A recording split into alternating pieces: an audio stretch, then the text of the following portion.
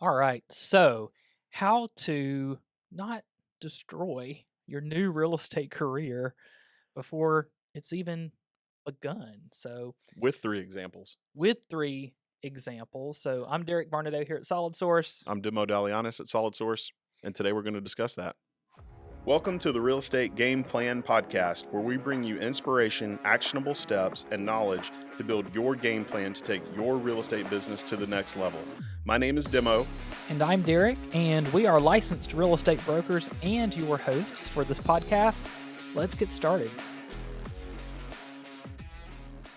Your image is everything in this industry, your reputation. And these are mistakes that not only new agents make, certainly agents of all experience levels, I can assure you, have made these mistakes, but we don't want you to make them. And the first one is really text messaging Yeah. and notices.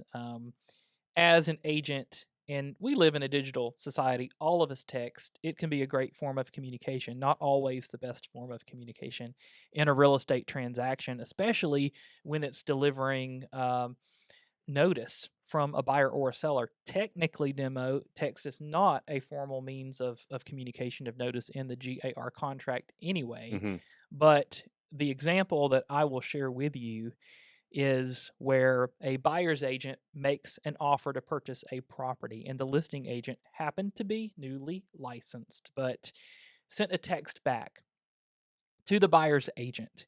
And the text message was shared with me. So I actually had an opportunity to see this. Did not work at Solid Source. If you're a Solid Source agent, don't worry. But the text was something along the lines of, congratulations, all the little emojis, super cute. You have won. Your buyer is the one. Can't wait to work with you and go to closing. So agent, of course, is excited. Another mistake. So these can have trickle down effects, right? Yes. So then the agent goes on to tell the buyer, "We got this. Let's go to dinner tonight," whatever. And a few hours later, so you probably know where we're going to go with this, right? So listing agent calls this time and says, "I'm so sorry, but the a cash offer came in and it's 20 grand higher. The seller signed it. Maybe next time." Mm. So buyer's agent, buyer is, they're unhappy, they're sad. And so then everybody's wondering, what can be done? Is this legal, et cetera, et cetera. And the seller is free to accept a contract at any time before they've accepted another one. They could withdraw a counter offer even and accept another one, right? Is the communication for the accepted offer should just be emailing back the accepted offer. Mhm. Until you get a signed offer, you do not have a Mhm. contract. And the Mhm. time it took the agent to send the text message, that time could have been used elsewhere, or it could have been worded differently. Maybe Mhm. the seller has said, and this is something I stress to new agents too, is your client is saying you are a bit of a filter, you were the agent for the party, but you aren't the party, right? So my seller has stated that they will sign it when they get home tonight, but as maybe if I'm the buyer's agent, the listing agent has said that the seller has said that they will sign the contract when they get home tonight, but until we have the binding contract, we do not have a contract. So Mhm. just be careful. You don't have a contract until you have one. Keep everything in writing, and text messages are not a formal means of communication anyway. Yeah. I bet that celebration dinner did not taste good once they got that news, right? When the Absolutely. buyer.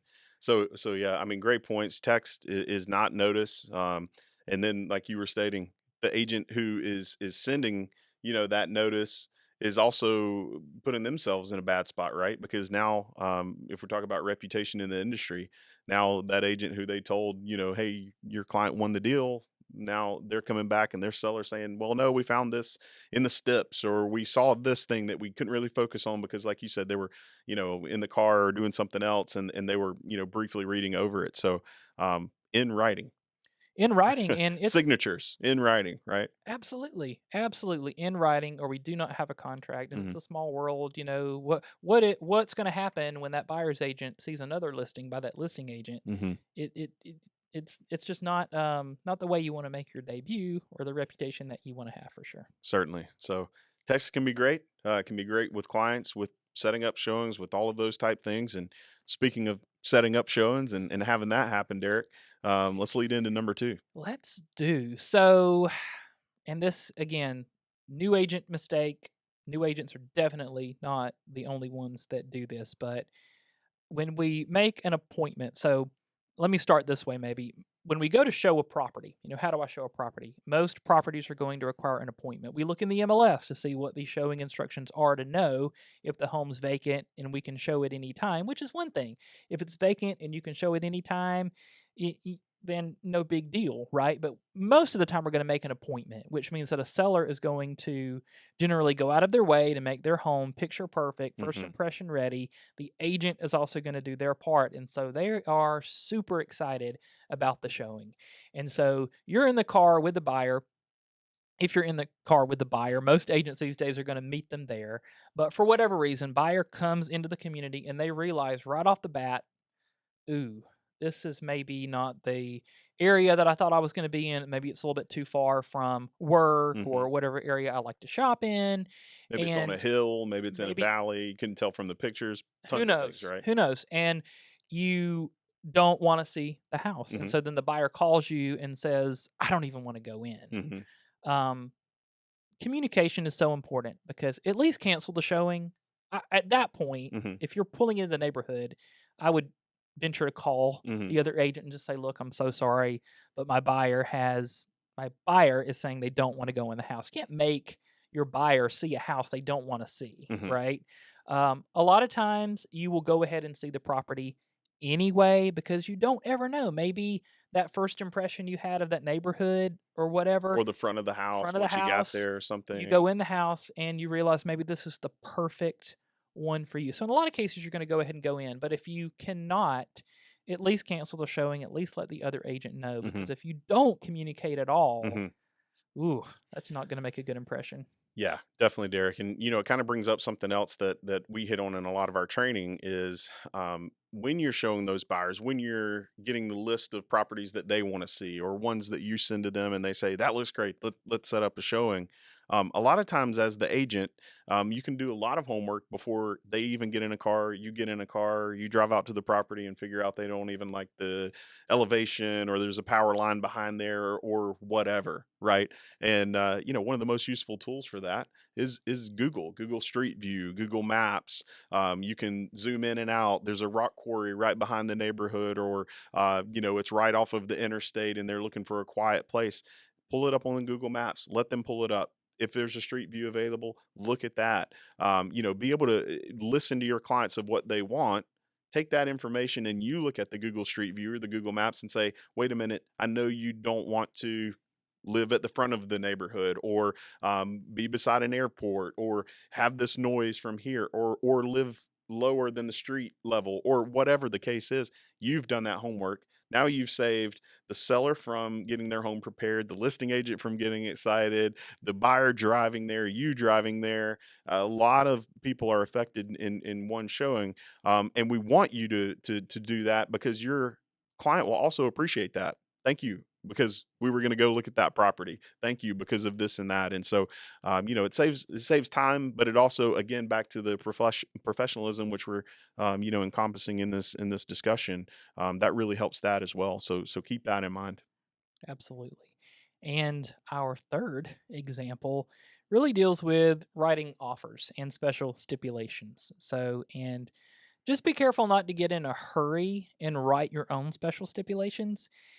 If you don't have to write your own special stipulation, then don't write your own special stipulation. The Georgia Association of Realtors, GAR, has a library of commonly used special stipulations.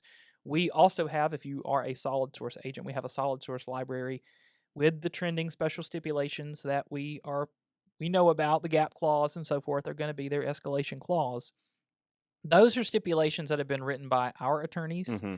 approved by our attorneys. More maybe they came from Seth Weissman himself.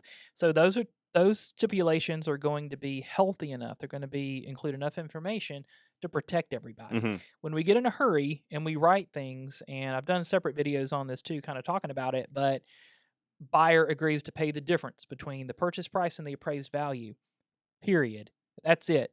Everything's good when it's good. Hmm. So seller's happy, buyer's agent's happy. Yes, we finally got one, but then later the property doesn't appraise. So I hate to think about worst case. I know that sounds super negative, But when it comes to special stipulations, I think we have to. Yep. And probably the sky is not the limit. The buyer probably can't pay any difference.